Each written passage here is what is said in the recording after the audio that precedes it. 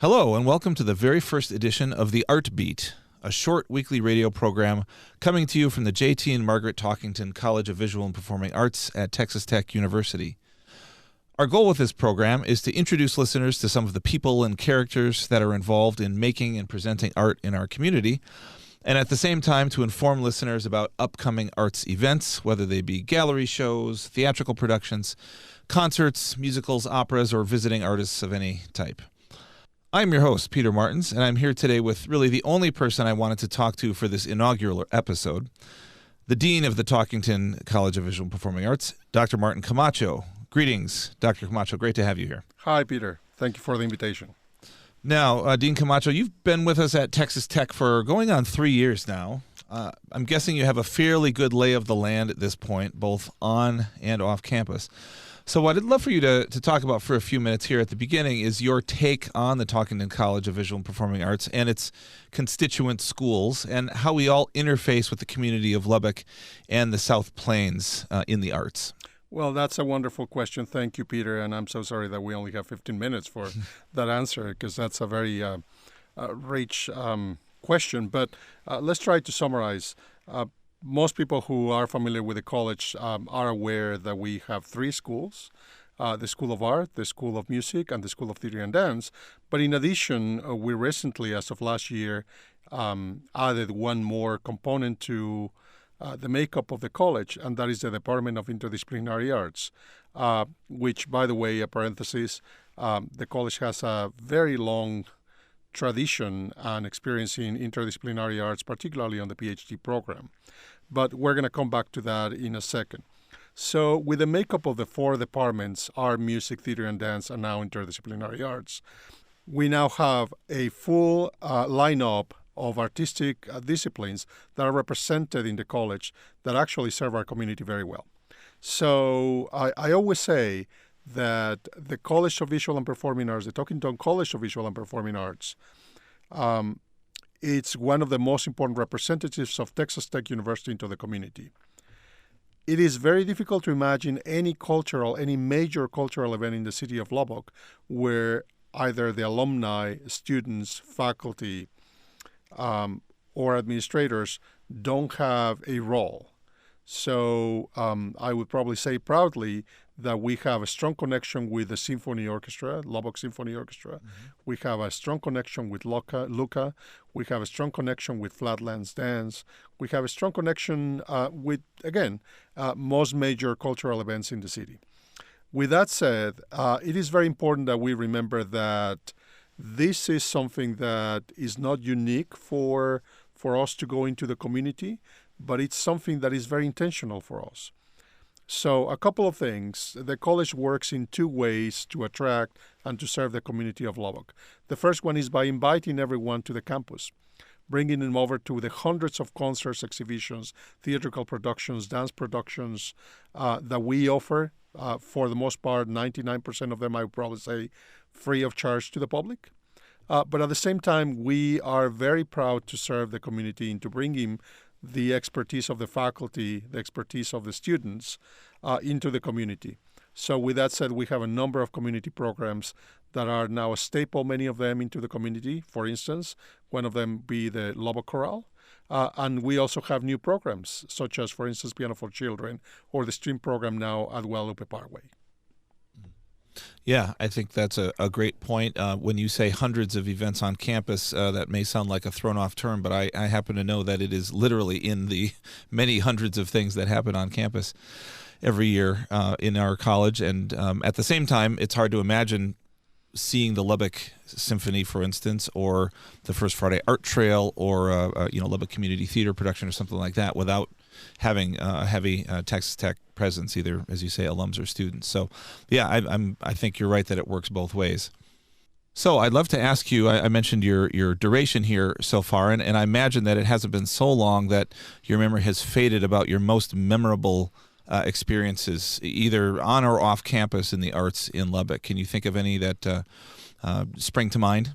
So, yeah, thank you for the question. That is a very complicated question because I always say that in my position, I have an adventure every day. There's literally hundreds of events that we have at the college. I have the opportunity to attend as many as I can. Sometimes there's daily events. So pinpointing exactly which ones are the ones that I remember the most would be difficult and perhaps even unfair to say, because I enjoy them all.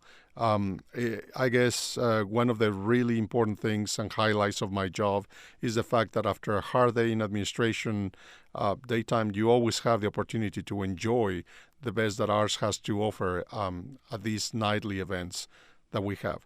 But, there's an array of events that we can think of, and the community can actually think of it and connect in some ways, anywhere ranging from the performances of the marching band, which are a lot of fun, great ambience during the games, all the way to really the small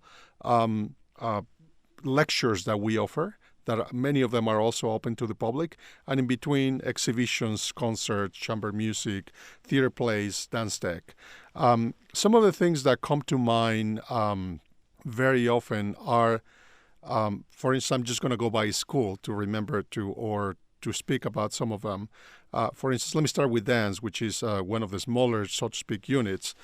They present in a regular basis what they call the dance tech shows, and those are outstanding events. I mean, if anyone who listens and has the opportunity to come, we almost sell out each one of them. So I really anticipate that this is going to continue to be a success. Everyone that has come to the theater department has realized how beautiful the facilities are for that school, and it's no less true that their productions are just incredible. Their ride and the variety of it encompasses anywhere from musical theater to Shakespeare plays. So it's really remarkable, all the variety that we have to offer. In the case of the music department, we have many more events that actually any one human being can attend, anywhere from student recitals to symphonic music and wind ensemble, which are really large ensembles, and the large choirs that we have. In the case of the School of Art, we have any number of satellite programs and on-campus programs, anywhere from our galleries at the School of Art, and alongside with the satellite galleries that we have in the Arts District in Lubbock.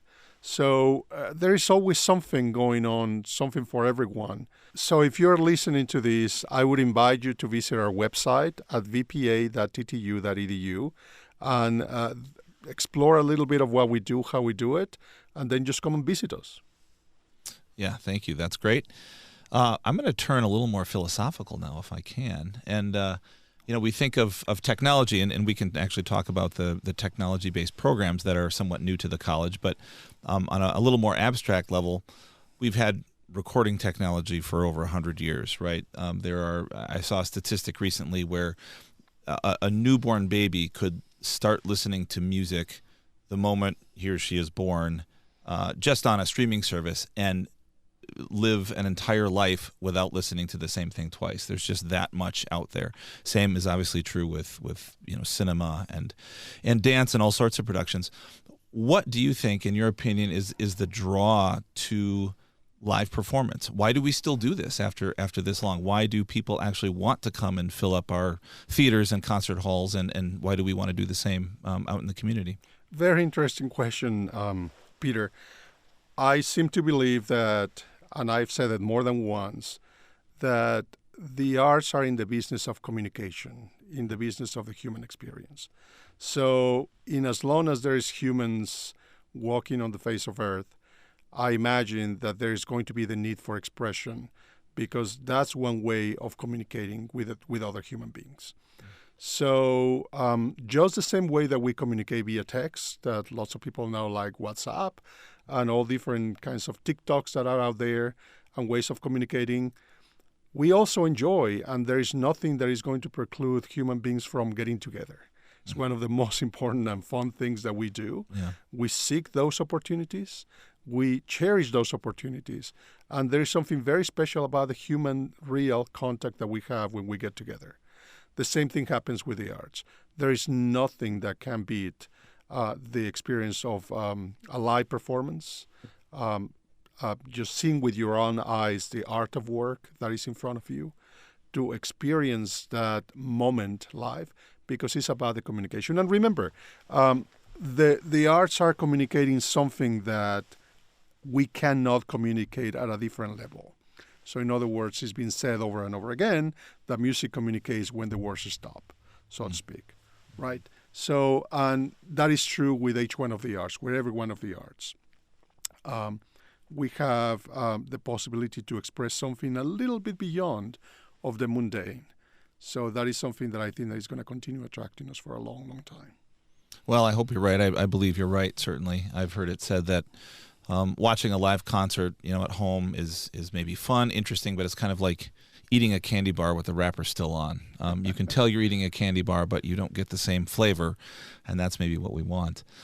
At the same time, we're talking about technology in our lives, and as we consume the arts every day.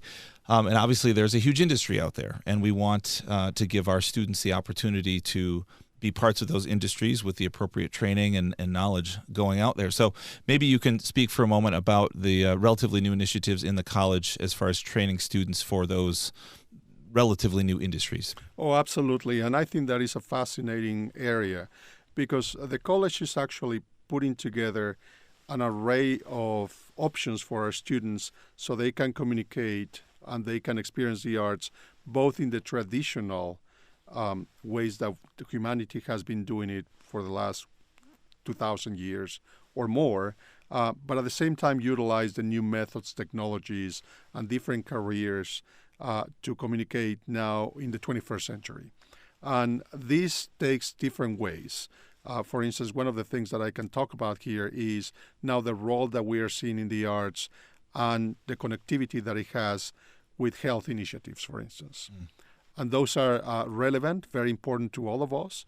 And we are just beginning to learn somehow how important the arts are in bringing together a better human being in terms of health.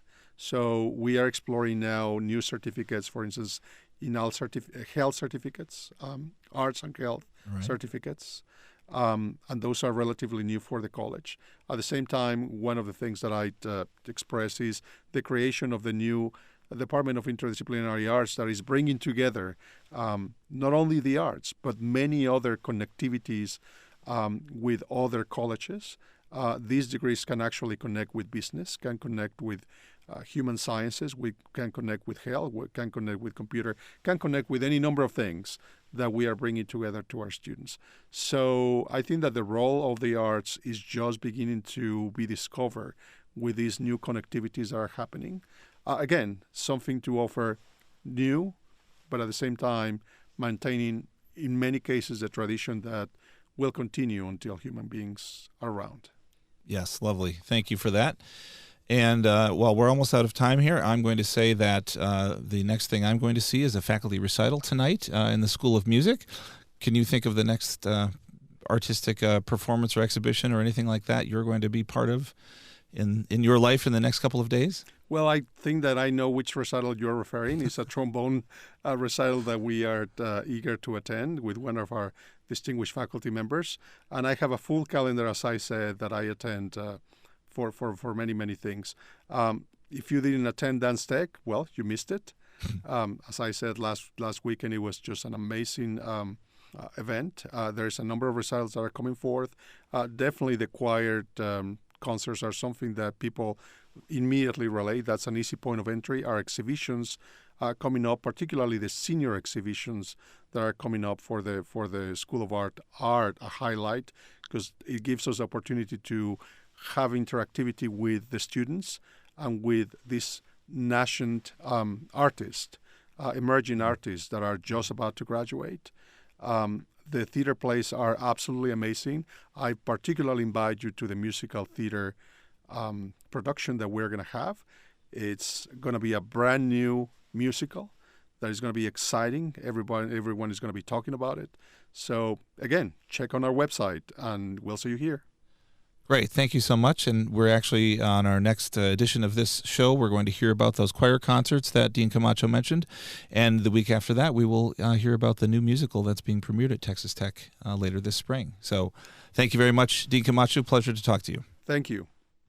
Welcome to this week's Art Beat on Classical 105.7 KLZK Lubbock, where we take Lubbock's pulse on theater, music, and visual arts each week. I'm Peter Martins, and I am really thrilled to be here today with Jason Williams, who's no stranger to Lubbock or the Texas Tech campus. He's in town involved with a new production called The Nerve of Minerva, and we're going to just chat about that a little bit here today.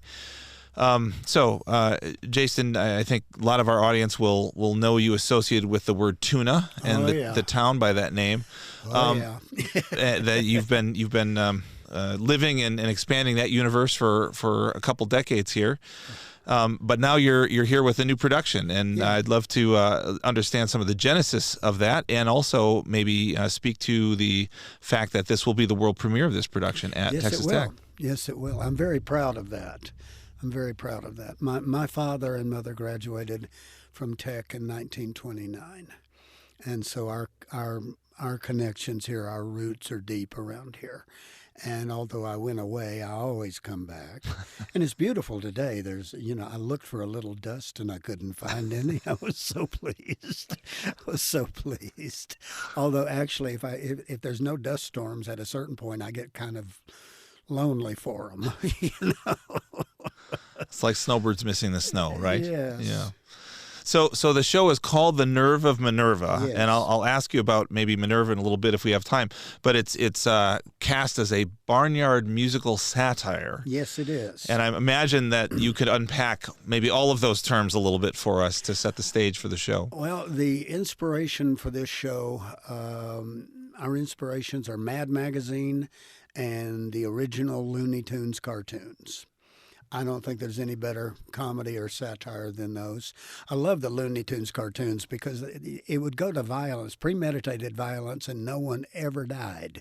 Right. They got roughed up real bad and they got their feathers blown off and all of that, but they always came back. And you couldn't finish off Daffy Duck. But originally, I got in touch with Joe Sears, who was the other half of Greater Tuna, and I said, maybe we ought to write a children's show. Maybe we should write a children's show and get what we call in the business mailbox money. And theaters do it everywhere, and you write the show and then you go to the mailbox. It's a wonderful way to make a living. But then we wrote the first song, and I called him. I said, "This isn't for children anymore." I said we should have known better. But yeah, it's a barnyard musical, but it's a social satire of your basic humanity. And all of the ups and downs and foibles and mistakes and recoveries, that we make as human beings. But it's also like Looney Tunes cartoons. It's in the form of an animal. And so we got chickens and ducks, and we've got a vicious trio of villains. We've got a rat and a fox and a weasel. Who has a wonderful, she's manic depressive. It's a manic depressive weasel. Yeah. And she's got a number called Being Weaselly Doesn't Come Easily. And nice. But it's, I'm real proud of the show, and I'm real proud that Tech is doing it. So you mentioned Joe Sears a little while ago, longtime friend and collaborator, I know. Tell us about Alan Robertson, who is maybe your first time collaborating with him in music? It is. It's my first time collaborating with him as a writer. I've been in shows where he's been the musical director. Alan Robinson's a genius, and I don't use that term lightly. He blows the mind, and I could send him lyrics.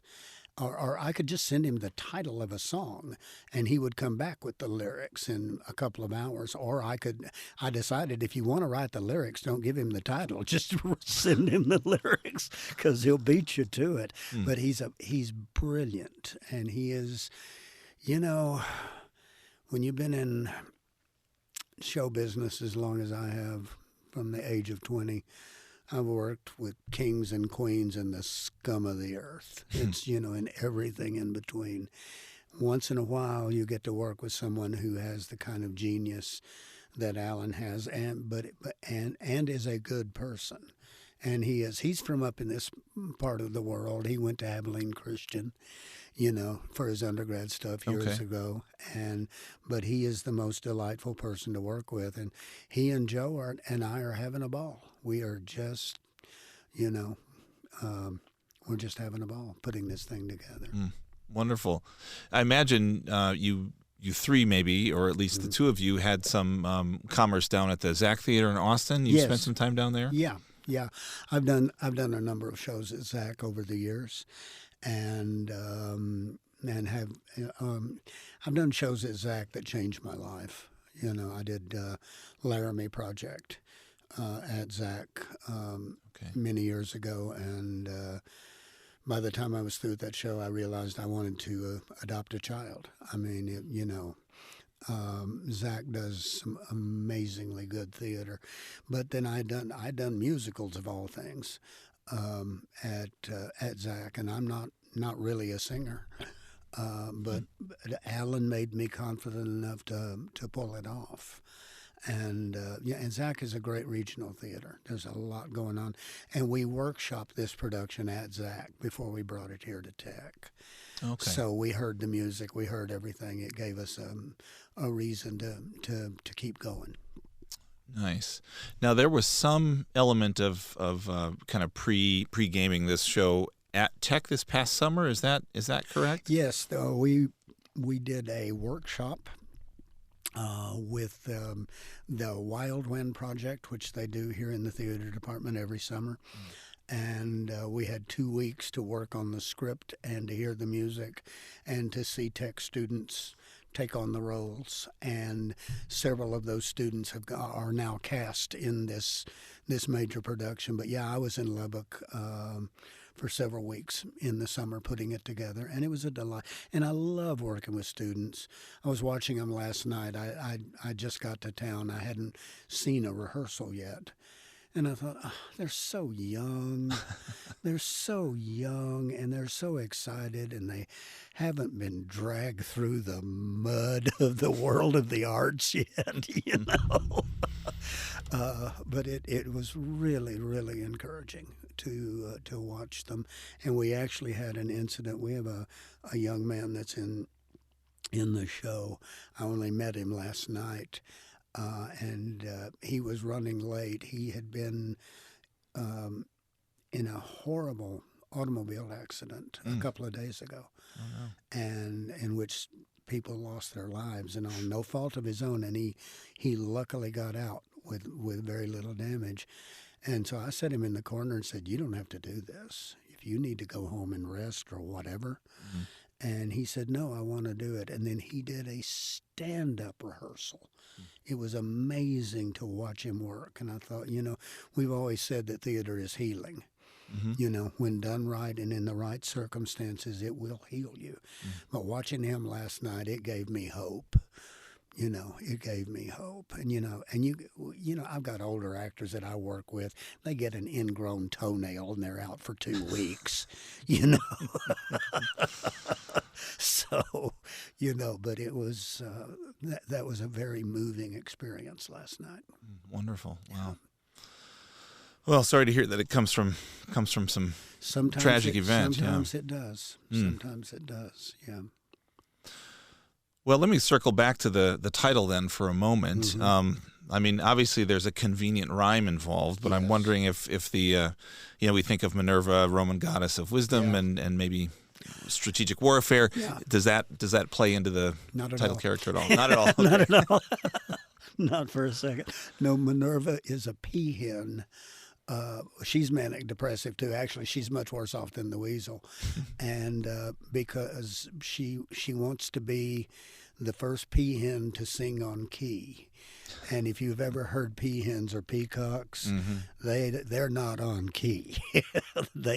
And the peahens, not only are they not on key, but they're drab. It's the males that have all the feathers, and so she's dealing with serious mental crisis.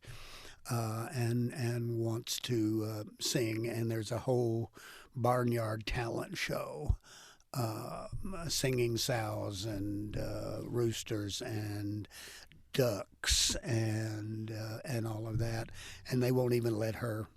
They won't even give her a shot. They're cold and cruel. You know, it's a Parker Posey movie. You know, if you can imagine. Right. And so Minerva is the title character, and she's the one that we care about. She's thrown in the midst of all of this angst, and then you've got the villains, the three villains outside that are just desperate to get inside and eat all the chickens and the eggs. So there's that kind of, and again, it sounds like just some goofy little children's play, but it's dealing with the realities of our world and the humor involved. Yeah, you mentioned Looney Tunes cartoons early on, Oh. and one of the reasons that, to me, they age as well as they do, the ones that do age well, is that there was something in those for the adults as well. It wasn't Absolutely. just for the children. It played on two levels. Mm-hmm. It played on a level for children, and then they'd throw those statements in. There would always be something in a cartoon. Every once in a while, someone would say, "Open the door, Richard. That's what it's there for." And I thought, Richard was a real idiot that someone dealt with. But they would always bring Richard back up. And I have a funny story about the guys who wrote those. They were crazy. They were a wild bunch. And of course worked for Warner Brothers. And Jack Warner, who ran the place and was just kind of a monster anyway, he was so embarrassed by them that he put them way on the back of the lot where no one was around, and they were in like this 3-story building with an interior stairway. And they would be up there doing God knows what, except, you know, writing cartoons. So he started sending this guy to catch them. Some idiot, you know, gopher to catch him. So they unscrewed a light bulb and removed one step. And every time he would come to catch him, he would trip on the step, and they would hear him. And when he opened the door, they're all working. Wow, I only know a little bit about Carl Stalling, part of that. I don't know if he was the original part of that group or was brought in for the music after the fact, but he seemed like quite a character as well. Oh, yeah, and then throw Mel Blanc in, you know, who could do any voice in the world. And the thing that was so funny about their voices, they were humor, but there was some little twist.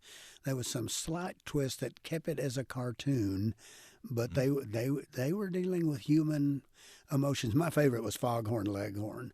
The way he would just grab that dog by the tail and whack him with the board. You know, again, premeditated violence. Right. Yeah. And no regret. Right. Never regret. So you mentioned voices a couple of times here, and it's interesting to me to stretch these students' performance abilities if they have to emulate the singing of a sow or the attempts of whatever other animal to vocalize. Is that part of the script? Is that something they're going to have special coaching in? They are having special coaching in it, and again, when they are represented as animals, but they're also human beings. We have one number with the hens that is right out of the Andrews Sisters, and they just break into 4-part harmonies, and it's hysterical. It's so again it varies. It varies, and the sow is I love the sow. She's love hungry. Well, I'm sure these students will morph into their roles as we go forward. They already are. They are. Oh, great. Yeah. Great to hear. Well, thank you so much for talking with us here today. The show opens on April 3rd and runs through April 13th at the Machen Theater on the Texas Tech campus. And we hope that you'll join us for some of those performances as you have for the... I will be here for all of them. Wonderful. Okay. I will be here for all of them, yeah. I'll be living in Lubbock this spring. So, excellent. Yeah. Well, thanks to our guest here, Jason Williams, in the studio, and we look forward to seeing all of you in the audience at The Nerve of Minerva coming to Texas Tech starting April 3rd. It's going to be crazy. Thanks much. Thank you.